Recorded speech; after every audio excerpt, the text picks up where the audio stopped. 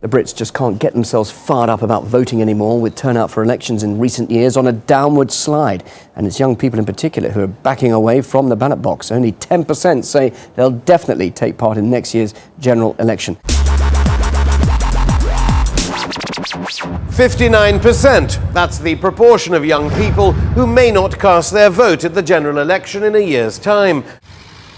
For a long time, the number of people voting has been on the decrease, with young people being the main offenders. The latest general election had the worst turnout since records began, which begs the question, are young people giving up on the democracy? With the introduction of the Election Live app, we hope to encourage the British public to use their vote.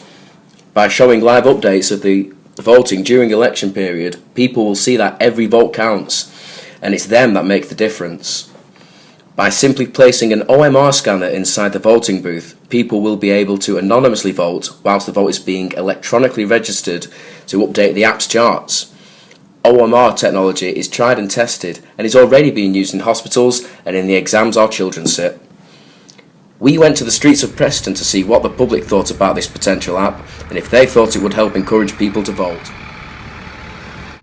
If it could be proven and legally binding, which I think you would find the hardest to do, then yes, it would possibly and potentially be a good app for the general public to see what's happening.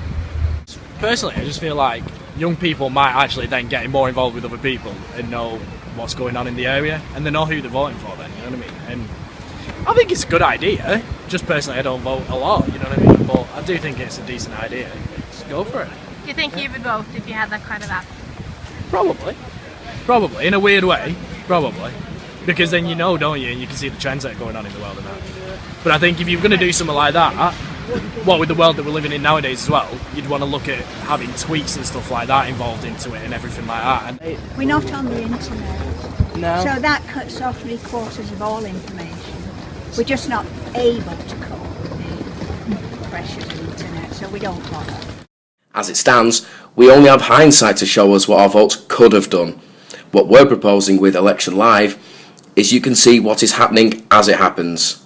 If you don't like what is happening, change it. Vote now and see the difference.